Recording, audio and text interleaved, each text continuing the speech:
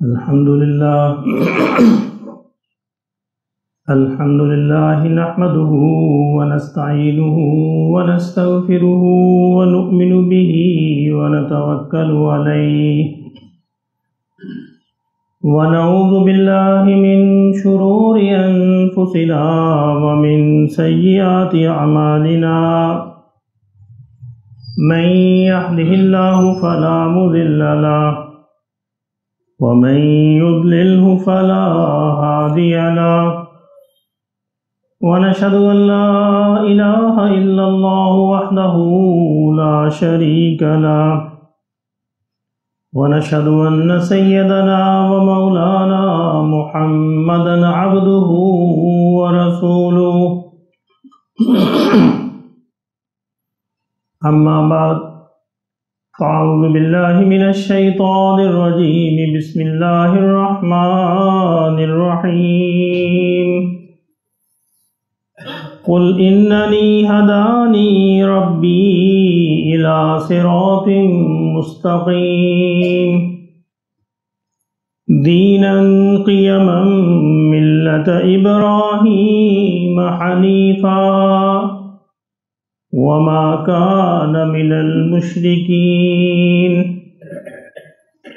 قل إن صلاتي ونسكي ومحياي ومماتي لله رب العالمين صدق الله مولانا العظيم۔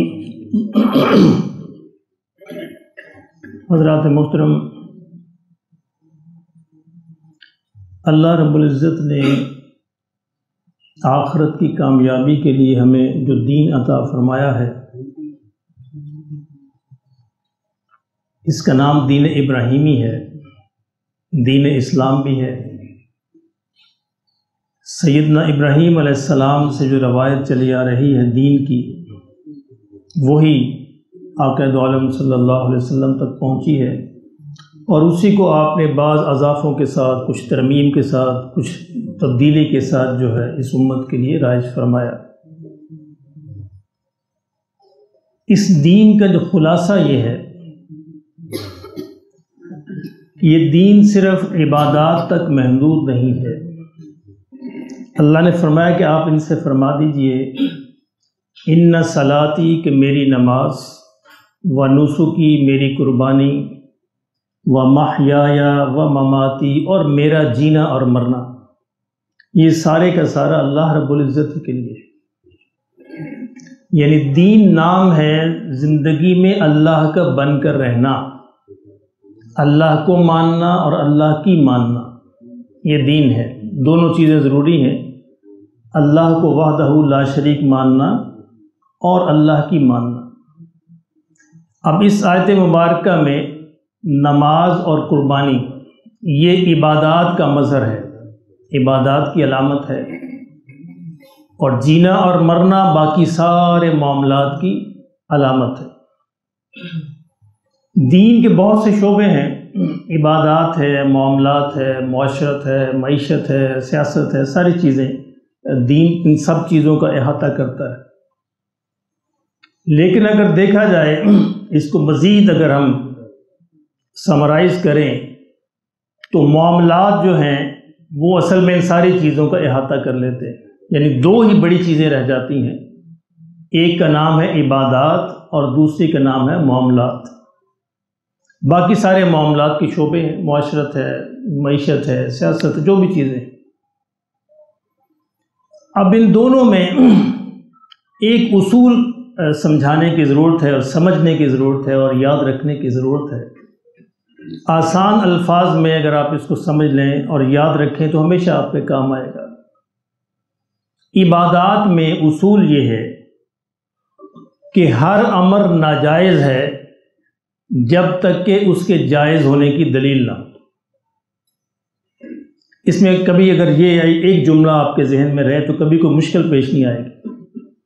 یعنی عبادات میں ہر امر ناجائز ہے جب تک کہ اس کے جائز ہونے کی دلیل موجود نہ ہو، اور وہ دلیل ہونی چاہیے آقا دو عالم صلی اللہ علیہ وسلم کی مہر، پھر کوئی چیز عبادت بنتی۔ دیکھیے نماز کے اندر 2 سجدے ہیں ہر رکعت کے اندر. اگر ہم 3 سجدے کریں تو بظاہر بڑا اچھا عمل ہے، لیکن چونکہ اس کی دلیل موجود نہیں ہے اس لیے ناجائز ہے. کہنے کو اچھا عمل، اللہ کے آگے سجدہ کرنا ایک بہت بڑی عبادت ہے، لیکن چونکہ آقا دو عالم صلی اللہ علیہ وسلم سے ثابت نہیں ہے اس لیے یہ عبادت نہیں ہو سکتی.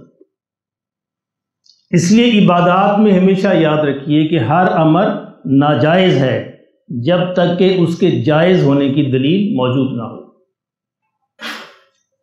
اچھا، عبادات میں طریقہ بھی وہی ہوگا جو حضور صلی اللہ علیہ وسلم نے عطا فرمایا، تعداد بھی وہی ہوگی وہ حضور صلی اللہ علیہ وسلم نے عطا فرمائی. اپنی مرضی نہیں کر سکتے کہ ہم کیوں کرتے ہیں کہ جی عبادت میں ہم کھڑے کیوں ہوتے ہیں، رکوع کیوں کرتے ہیں، سجدہ کیوں کرتے ہیں، بیٹھتے کیوں ہیں، کسی میں اونچی آواز سے پڑھتے ہیں، کسی میں آہستہ آواز سے پڑھتے ہیں. اس کی ایک ہی دلیل ہے کہ چونکہ حضور صلی اللہ علیہ وسلم ایسا کیا کرتے تھے، بس یہ دلیل کافی. تو عبادت میں کسی امر کا عبادت ہونا اس کے لیے ضروری ہے کہ آپ پوچھیں کہ کیا یہ نبی صلی اللہ علیہ وسلم سے ثابت ہے. اس میں تعداد بھی وہی ہوگی، طریقہ بھی وہی ہوگا. اگر طریقہ اس کے خلاف ہوا تو پھر بھی وہ امر عبادت نہیں بنے گا، کچھ اور ہو سکتا ہے، عبادت نہیں ہو سکتا. یعنی ہر وہ امر عبادت پہ اللہ ثواب عطا فرماتے ہیں. کسی چیز پہ ثواب ملنے کے لیے ضروری ہے کہ اس کے پیچھے حضور صلی اللہ علیہ وسلم کی مہر موجود ہو، آپ کی تصدیق موجود ہو. اگر آپ کی طرف سے تصدیق موجود نہیں ہے تو اس پر ثواب نہیں ملے گا. آپ جو مرضی کرتے رہیں، فجر کی 2 کی بجائے آپ 20 رکعتیں پڑھ لیں، ثواب نہیں ملے گا، کیونکہ آپ نے حضور صلی اللہ علیہ وسلم کے طریقے کے خلاف کیا. اچھا، عبادات میں یہ ہمیں جو تھوڑی سی اختلاف ملتا ہے، طریقوں میں تھوڑی ویریشن ملتی ہے نماز میں کہ ہاتھ کہاں باندھنے ہیں، اوپر باندھنے ہیں، نیچے باندھنے ہیں، آمین اونچے کہنا ہے نہیں کہنا، وغیرہ وغیرہ تفصیلات ہیں. یہ وہ طریقے ہیں جو حضور صلی اللہ علیہ وسلم جن کی اجازت دی ہے. یعنی نماز میں کچھ چیزیں فرض ہیں، لازمی ہیں، جس طرح قیام ہے، قرات ہے، رکوع ہے، سجدہ ہے، آخری تشہد میں بیٹھنا ہے. اس میں امت کا کوئی اختلاف نہیں ہے، ساری امت اس کو بین ہی ایسے ہی مانتی ہے. اب باقی چیزیں کچھ ایسی ہیں جن میں حضور صلی اللہ علیہ وسلم نے وسعت دی ہے، آپشن دی ہے، ایسے کر لو تب بھی ٹھیک ہے، اس طرح کر لو تب بھی ٹھیک ہے. اپنی زندگی کے مختلف اوقات میں حضور صلی اللہ علیہ وسلم نے مختلف طریقوں سے کیا ہے. اس لیے اس جو آپشن، جو وسعت، جو گنجائش نبی صلی اللہ علیہ وسلم نے عطا فرمائی ہے اس کو ختم کرنے کا اختیار کسی کے پاس نہیں، اور جو آپ نے عطا نہیں فرمائی اس کو دینے کا اختیار کسی کے پاس نہیں، کیونکہ یہ عبادت ہے. اب قربانی ایک عبادت ہے، اور قربانی کو اسی طریقے سے کیا جائے گا جس طرح آقا دو عالم صلی اللہ علیہ وسلم نے کیا یا آپ نے فرمایا یا حکم دیا، وہ عبادت بنے گی.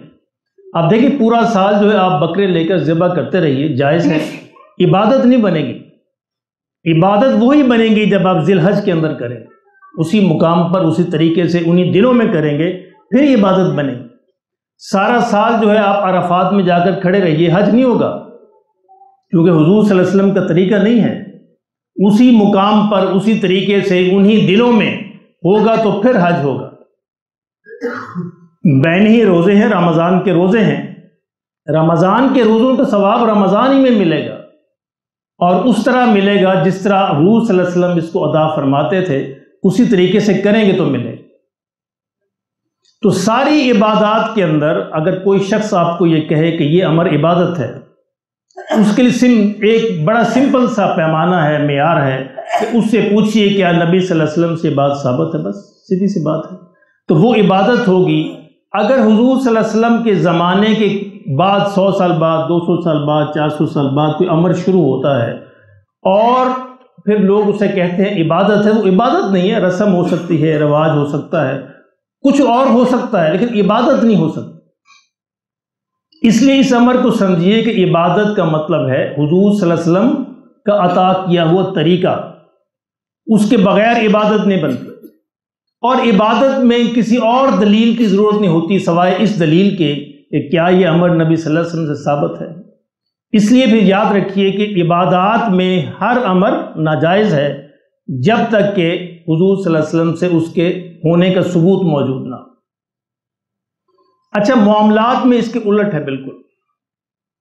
معاملات میں ہر امر جائز ہے جب تک کہ اس کے ناجائز ہونے کی دلیل نہ ہو. اب دیکھیے چھوٹا سا پیمانہ ہے لیکن ہمیشہ بڑی آسانی ہوتی ہے اگر ہمارے ذہن کے اندر یہ رہے. عبادات میں ہر امر ناجائز ہے جب تک کہ حضور صلی اللہ علیہ وسلم سے اس کے جائز ہونے کی دلیل موجود نہ ہو. معاملات میں ہر امر جائز ہے جب تک کہ اس کے خلاف جو ہے موجود نہ ہو، نبی صلی اللہ علیہ وسلم سے، قرآن و حدیث سے اس کے خلاف کوئی موجود نہ ہو. اب دیکھیے ہر طرح کا کھانا جائز ہے سوائے ان چیزوں کے جن کو دین نے منع فرمایا. بڑا سمپل اصول ہے یہ، کیونکہ یہ معاملات ہیں. کھانا پینا جو ہے ہر طرح کا کھانا پینا جائز ہے، ہاں جس کو منع فرما دیا اللہ نے یا اللہ کے رسول نے وہ ناجائز ہے. تو اس میں معاملات میں یہ دیکھا جائے گا کہ ہر امر جائز ہے جب تک کہ اس کے ناجائز ہونے کی دلیل موجود نہ ہو. لوگوں سے ملنا جلنا، سب سے ملنا جلنا جائز ہے جب تک کہ اس کے خلاف کوئی امر کو دلیل موجود نہ ہو. یعنی جن سے ملنے جلنے سے اللہ نے یا اللہ کے رسول نے منع فرمایا ان سے ملنا ناجائز ہوگا، باقی سب سے ملنا جائز ہوگا. بین ہی ہر جگہ جانا جائز ہے، جہاں آپ چاہتے ہیں جائیے، کوئی حرج نہیں ہے جب تک کہ اس کے الٹ موجود نہ ہو. جہاں سے جانے سے منع فرمایا اللہ نے، اللہ کے رسول صلی اللہ علیہ وسلم نے، وہاں جانا ناجائز ہوگا. تو اس لیے اس میں کسی الجھن کی ضرورت نہیں ہے، مشکل میں پیش آنے کی ضرورت نہیں ہے.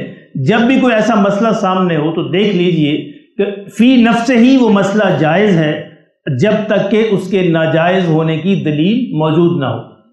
لباس ہے، لباس میں ہر طرح کا لباس جائز ہے، جو بھی پہنیے جب تک کہ اس کے ناجائز ہونے کی دلیل موجود نہ ہو.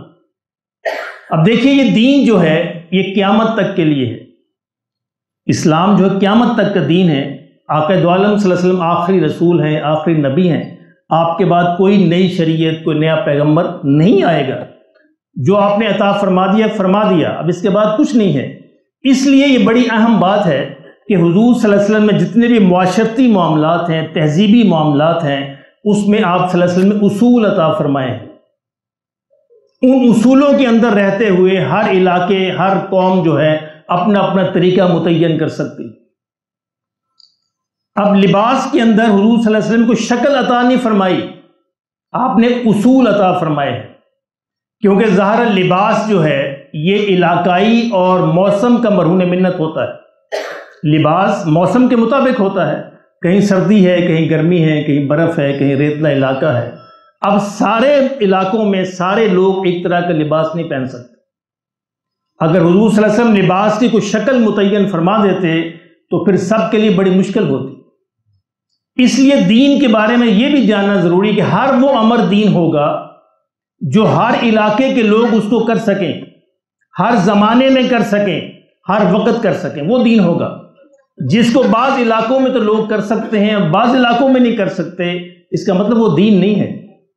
یہ دین اللہ نے پوری انسانیت کے لیے دیا ہے، سب علاقوں کے لیے دیا ہے اور سب زمانوں کے لیے دیا ہے.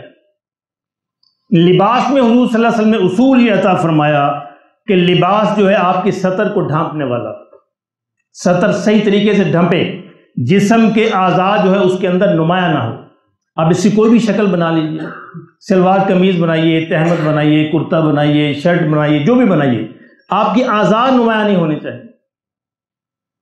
پہلا اصول.